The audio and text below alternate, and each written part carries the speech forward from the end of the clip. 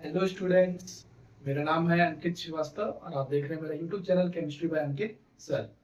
बच्चों, आज के इस वीडियो में हम चैप्टर 1 जो पढ़ रहे हैं सॉल्यूशन चैप्टर का, जिसमें हम लोगों ने इंपॉर्टेंट टर्म्स वगैरह डिस्कस कर लिए। अब उसके बाद आते हैं जो नेक्स्ट टॉपिक है चैप्टर में, जिससे एग्जाम में 2 नंबर के 3 नंबर के क्वेश्चन बनते हैं, वो है Henry's law and its application. ठीक है, Henry's law and its application. Henry law क्या है और उसको कैसे अप्लाई किया जाता है। तो वीडियो बहुत छोटा होगा, जितना आसान भाषा में हो सके उतना आसान भाषा में समझाऊंगा। आप समझिए और लोगों को शेयर कीजिए, वीडियो को लाइक कीजिए, कमेंट कीजिए, शेयर कीजिए और मेरे चैनल को सब्सक्राइब जरूर कीजिए।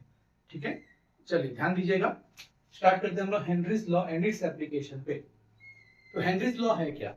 ठीक है, हम लोग जो कोल्ड ड्रिंक्स पीते हैं, सिंपल से समझते हैं। हम लोग जो कोल्ड ड्रिंक पीते हैं, सभी बच्चे आप लोग पीते होंगे कोल्ड ड्रिंक। कोल्ड ड्रिंक में होता क्या क्या है? एक्चुअल में एक कोल्ड ड्रिंक में क्या क्या होता है? मेन एलिमेंट अगर देखा जाए, उसमें मेन मैटर होता है उसमें लिक्विड, और उसके अंदर होता है गैस।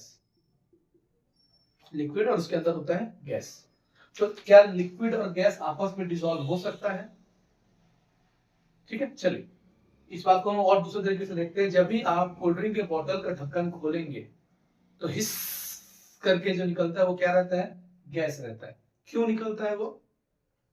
क्योंकि ढक्कन खोलने से अंदर का जो प्रेशर है वो निकल जाता है, रिलीज हो जाता है, जिसके कारण उसमें जो गैसेस डिसॉल्व है वो क्या होने लगते हैं? रिलीज होने लगता है। इसका मतलब इस लिक्विड में गैस कैसे आया?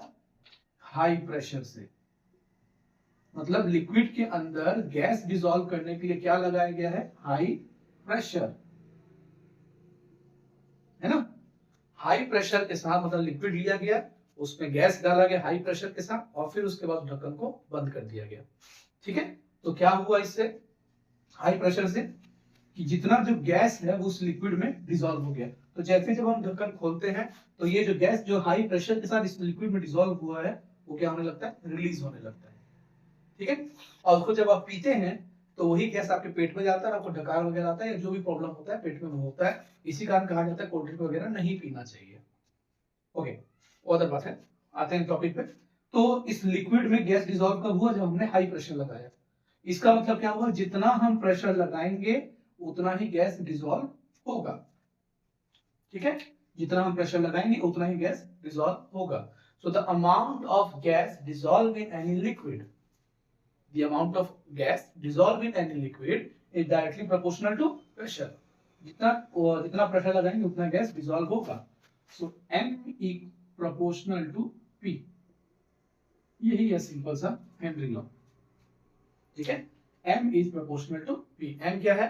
मास of the gas dissolve in the liquid, proportional to P मतलब क्या हुआ? Partial pressure. जितना हमने प्रेशर लगाया उतना ही गैस क्या होगा? इसमें डिसॉल्व होगा। ठीक है, तो हेनरी लॉ क्या कहता है? एट कांस्टेंट टेम्परेचर, जब हमारा टेम्परेचर कांस्टेंट होगा, the solubility of a gas in a liquid, कोई भी लिक्विड में गैस कितना सॉल्युबल होगा, is directly proportional to the pressure of the gas. उस गैस के प्रेशर पे डिपेंड करेगा। जो मैंने समझाया कि किसी भी लिक्विड में गैस कितना डिसॉल्व होगा वो इस बात पे डिपेंड कर रहा है कि कितना अपन ने प्रेशर लगाया है। तो अगर M is the mass of gas dissolved in the liquid, ठीक है। Small p is the partial pressure, या सिंपली अपन प्रेशर भी लिख सकते हैं, partial pressure applied, then according to Henry's law the mass of the gas dissolved in the liquid is directly proportional to the partial pressure। ठीक है,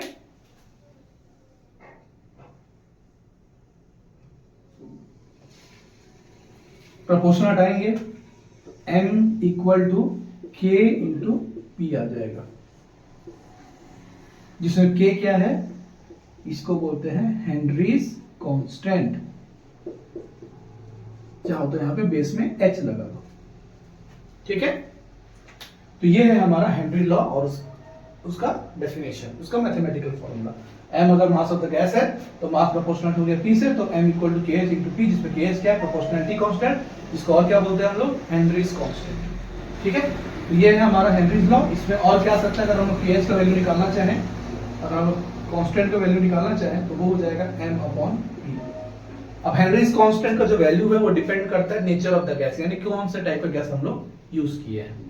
ठीक है, okay, इसका थोड़ा अगर हम एडवांस में जाएं, थोड़ा अच्छे से और थोड़ा ऊपर लेवल पे जाएं, तो ये कह सकते हैं कि अगर m की जगह मास ऑफ द गैस हम लोग को मोल फ्रैक्शन में अगर हम लोग कैलकुलेट करें, मास को हम लोग मोल फ्रैक्शन में कर लें, तब डेफिनेशन क्या बनेगा, हेनरीज लॉ का लॉ क्या बनेगा, सेम है, एट कांस्टेंट टेम्परेचर, है ना, the mole fraction of the gas in the solution is directly proportional to the partial pressure of the gas present in the solution.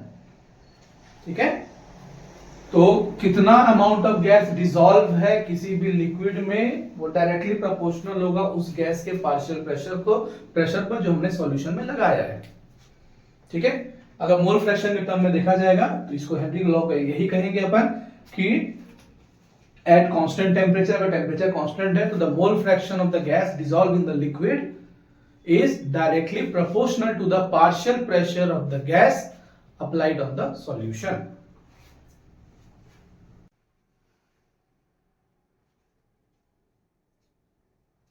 ठीक है, तो अगर हम हेनरीज लॉ का सेकंड डेफिनेशन देखें तो वो क्या कहता है, mole fraction of the gas in the solution is proportional to the partial pressure of the gas present on the solution. Same चीज, वही चीज हमने डिस्कस किया था। अगर मोल फ्रैक्शन के टर्म में अगर हम लोग डिफाइन करें तो मोल fraction of the gas in the solution, किसी भी सॉल्यूशन में कितना मोल फ्रैक्शन है गैस का, ये प्रोपोर्शनल होगा जो पार्शियल प्रेशर होगा गैस का सॉल्यूशन के ऊपर उस पे। तो क्योंकि अपन जानते हैं कि x जो है वो डिनोट करता है हमारा मोल फ्रैक्शन को, मान लेते हैं कि अगर XA है the mole fraction of the gas, PA is the partial pressure of the gas, तो according to Henry's law XA is proportional to PA, यानी mole fraction is proportional to partial pressure. Proportional आएगा तो क्या आ जाएगा, KH आ जाएगा। KH क्या है इसका, हेनरी कांस्टेंट। हेनरी कांस्टेंट का वैल्यू आपको क्वेश्चन में दिया जाएगा या हो सकता है आपको क्वेश्चन में निकालने के लिए दे। ठीक है, जो कि नेचर ऑफ गैस पे डिपेंड करता है। ठीक है, तो ये है हमारा हेनरी लॉ का सेकंड डेफिनेशन। सेकंड लॉ बोल सकते हैं, सेम लॉ है बस टर्म थोड़ा सा चेंज हो गया है। तो नोट डाउन कीजिए इसको। अब बढ़ते हैं इसके एप्लीकेशन पे, हेनरी लॉ का एप्लीकेशन क्या है। चलिए, हमने हेनरी लॉ पढ़ लिया। हेनरी लॉ का एप्लीकेशन क्या है, मतलब ये कहाँ कहाँ अप्लाई हो रहा है, अब उसके बारे में डिस्कस करते हैं। 4 पॉइंट्स हैं। ठीक है, मैंने हेडिंग डाल दिया है, डिटेल में बता देता हूँ थोड़ा बहुत, उसको आप लोग वर्डिंग्स में लिख लीजिए, कॉपी पेन लेके बैठ रहिएगा जब भी मैं पढ़ा रहा होता हूँ। ठीक है, जो चीज आप नोट कर सकते हो नोट कीजिए, सुनिए अच्छे से, लिखते रहिए। तो ये 4 एप्लीकेशंस हैं इसके हेनरी लॉ के। सबसे पहला, in the production of carbonated beverage. Beverage क्या, कोल्ड ड्रिंक्स, जो मैंने अभी हम लोग पढ़े थे, जो पहला स्टार्टिंग जो था टॉपिक का इसी से हुआ था कि हेनरी लॉ क्या कहता है कि गैस के प्रेशर बढ़ाने पे गैस जो है लिक्विड में डिसॉल्व होगा, उसी को यूज करके क्या बनाते हैं हम लोग, कार्बोनेटेड बेवरेज यानी कि कोल्ड ड्रिंक्स बनाया जाता है। शीशे के बोतल में या प्लास्टिक के बोतल में पहले लिक्विड में क्या रहता है, जो भी उनकी स्पाइसेस रहते हैं उनको मिक्स करके एक सॉल्यूशन बना लिया गया, फिर उसमें हाई प्रेशर में कार्बोनिक एसिड या कार्बन डाइऑक्साइड को हाई प्रेशर में मिक्स करके पैक कर देते हैं। हो गया। ठीक है, दूसरा है in breathing in deep sea. Deep sea मतलब जो स्कूबा डाइवर्स होते हैं, जो समुद्र के अंदर तक डाइव करते हैं, उनको सांस लेने में हेल्प करता है। कैसे, तो उन लोग टैंक्स वगैरह लगाए रहते हैं, ऑक्सीजन टैंक जो लेते हैं उसमें सिर्फ ऑक्सीजन नहीं रहता, उसमें हीलियम होता है, नाइट्रोजन होता है और ऑक्सीजन होता है। सबसे ज्यादा क्वांटिटी में अबव 50% नाइट्रोजन होता है, 31% आपका ऑक्सीजन और बचा हुआ हीलियम होता है। ठीक है, वो हाई प्रेशर में रहता है ताकि जब हम लोग डीप सी में जा रहे हैं तो वहां पे प्रेशर बढ़ता है, जितना डीप सी में जाएंगे प्रेशर उतना बढ़ेगा। ठीक है, प्रेशर बढ़ने से क्या होगा, वो ऑक्सीजन जो है ब्लड में डिसॉल्व होना स्टार्ट होगा। ठीक है, इसके काम आता है, स्कूबा डाइविंग में काम आता है इसके। फिर है तीसरा application, difficulties in breathing in high altitude. जब हम पहाड़ों पे जाते हैं, हाई एल्टीट्यूड पे जाते हैं, तब क्या होता है, सांस लेने में दिक्कत होता है। क्यों, क्योंकि वहां पे एटमॉस्फेरिक प्रेशर कम रहता है। जितना हाई एल्टीट्यूड में जाएंगे एटमॉस्फेरिक प्रेशर कम होते जाएगा। एटमॉस्फेरिक प्रेशर कम होगा, जो ऑक्सीजन है, हम लोग जो ऑक्सीजन लेते हैं वो ब्लड में डिसॉल्व नहीं होगा। ठीक है, जितना हाई एल्टीट्यूड में रहेंगे ऑक्सीजन उतना ब्लड में लेस डिसॉल्व होगा। अब ब्लड में लेस डिसॉल्व होगा, हीमोग्लोबिन ट्रांसफर कम ऑक्सीजन करेगा, ब्रेन फिर काम करना बंद कर देता है। काम करना बंद कर देता है मतलब डिसीजन मेकिंग डिफिकल्टी होती है, इसको एनोक्सिया बोलते हैं। मतलब होता क्या है कि इसको समझ में नहीं आते चीजें, समझ में नहीं आता क्या करें क्या नहीं करें, घबराहट होने लगता है, एनोक्सिया बोलते हैं इसको। ये क्यों होता है, फिर से बता रहा हूँ, हाई एल्टीट्यूड पे प्रेशर कम रहता है, प्रेशर कम होने के कारण ऑक्सीजन जो है ब्लड में अच्छे से डिसॉल्व नहीं हो पाता। चौथा in the function of lungs.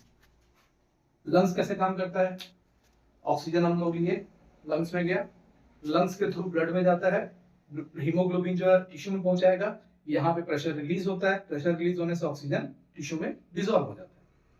ठीक है, इस तरीके से ये 4 एप्लीकेशन है हेनरी लॉ के। अब हम लोग जो फॉर्मूला पढ़े थे मोल फ्रैक्शन वाला, उससे रिलेटेड एक न्यूमेरिकल है जो सॉल्व करना जरूरी है, जो हो सके तो आप एग्जाम में आ जाएगा। ठीक है, तो अब हम लोग उसको करेंगे। चलिए, हमने हेनरी लॉ पढ़ लिया, उसके दोनों लॉस पढ़ लिए, एक ही तरीके के 2 लॉ है उसको पढ़ लिए, और हमने उसका 4 एप्लीकेशन देखा। अब उससे रिलेटेड कुछ न्यूमेरिकल, एक न्यूमेरिकल ही है, उसी को बनाते हैं। ठीक है, जो एग्जाम में आपके आ सकता है, आपको हेल्पफुल करेगा। आसान सा न्यूमेरिकल है, थोड़ा टफ कैलकुलेशन है बट आसान है, बन जाएगा आपसे, उम्मीद करता हूं आपको अच्छा लगेगा। क्वेश्चन है, H2S hydrogen sulphide is a toxic gas with rotten egg like smell. If the solubility of H2S in water at STP is 0.195 m, small m मतलब मोलैलिटी, जो पिछला टॉपिक था हमारा। कैलकुलेट हेनरीज लॉ कांस्टेंट, मतलब हमको यहाँ पे दिया है कि सॉल्युबिलिटी जो है वो 0.195 m है, किसका, H2S का। स्मॉल m मतलब मोलैलिटी, मोलैलिटी का ऐसा यूनिट क्या होता है, मोल पर किलोग्राम। मतलब H2S का नंबर ऑफ मोल कितना दे दिया, 0.195, और सॉल्वेंट का किलोग्राम कितना है, सॉल्वेंट कितना मास है उसका, 1 किलोग्राम, यानी कि 1000 ग्राम।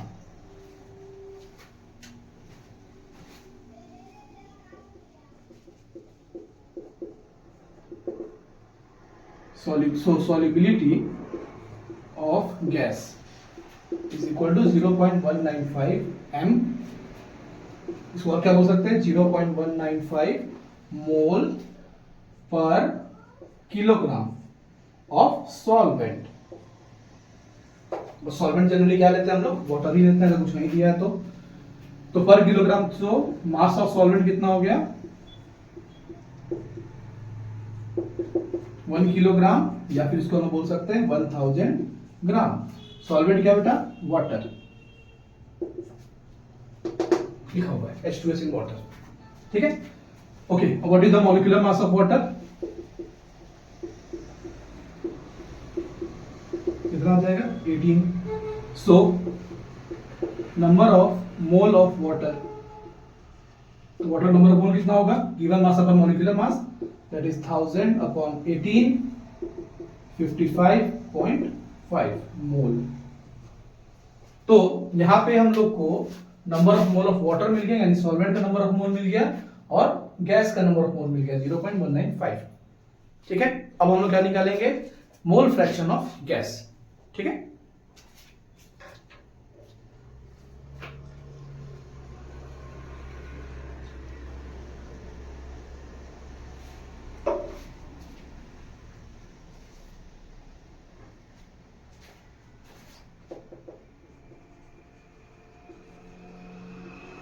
सो मोल फ्रैक्शन ऑफ H2S कितना आएगा, मोल फ्रैक्शन ऑफ H2S यानी हम लोग क्या निकाल रहे हैं, XA निकाल रहे हैं। तो मोल फ्रैक्शन निकालने का फॉर्मूला आप मेरे सेकंड वीडियो को देखिएगा, पिछले वाला मोल फ्रैक्शन कैसे निकालते हैं बताया हूं मैंने उसमें। ठीक है, वीडियो जरूर देखिए। तो जिसको निकालना है उसको लिखेंगे number of mole of A upon total number of mole A plus B।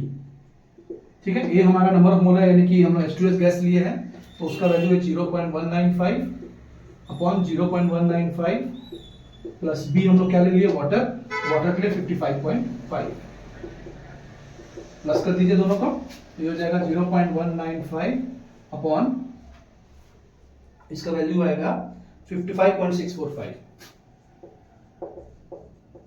Solve करने पे आएगा 3.5 इंटू 10 टू द पावर -3।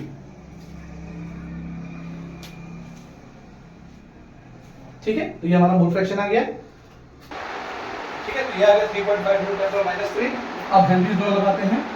तो हेनरी लॉ कहता है PA equal to KH into XA। इस फॉर्मूले को थोड़ा देर पहले मैं जो बताया उसको सुधार लीजिएगा। XA मैंने यहाँ लिखा था, PA मैंने यहाँ लिखा था, सुधार देंगे उसको, ठीक है। तो PA equal to KH into XA हो जाएगा, ये है हेनरी लॉ का फॉर्मूला। तो KH का वैल्यू कितना आ गया, PA अपॉन XA। तो XA का वैल्यू तो हमको पता है 3.5 इंटू 10 पावर माइनस 3 होता है। प्रेशर का वैल्यू तो देखिए यहाँ पे क्वेश्चन में दिया है STP, standard temperature and pressure. Standard temperature होता है 298 केल्विन, स्टैंडर्ड प्रेशर होता है 1 बार। तो यहाँ पे लिख लेंगे हम लोग 1 बार, ठीक है। 1 upon 3.5 into 10 to the power minus 3। इसको सॉल्व करेंगे तो हमारा आंसर आएगा 285.7 बार। ये हमारा हेनरी कांस्टेंट का वैल्यू है, ठीक है। फिर से देखिए, तो सॉल्युबिलिटी ऑफ गैस 0.195 n दिया है, n का मतलब मोल पर kilogram, mass of solvent 1 kilogram है, ठीक है, क्योंकि मोलैरिटी का ऐसा ही होता है मोल पर किलोग्राम। तो पर किलोग्राम क्या है, सॉल्वेंट है। सॉल्वेंट का मास कितना है 1 किलोग्राम, 1 किलोग्राम यानी कि 1000 ग्राम। ना मॉलिक्यूलर मास ऑफ वाटर कितना है 18, तो मास अपॉन मॉलिक्यूलर मास करेंगे तो 55.5 आ गया। मोल फ्रैक्शन निकालेंगे तो जिसका निकालना है उसका वैल्यू ऊपर लिखे Na है ना, upon Na plus Nb, number of mole of A यानी कि गैस, गैस यानी कि 0.195 डिवाइडेड बाय Na मतलब 0.195 प्लस Nb मतलब हम लोग वाटर को ले रहे हैं, तो वाटर कितना हो गया 55.5।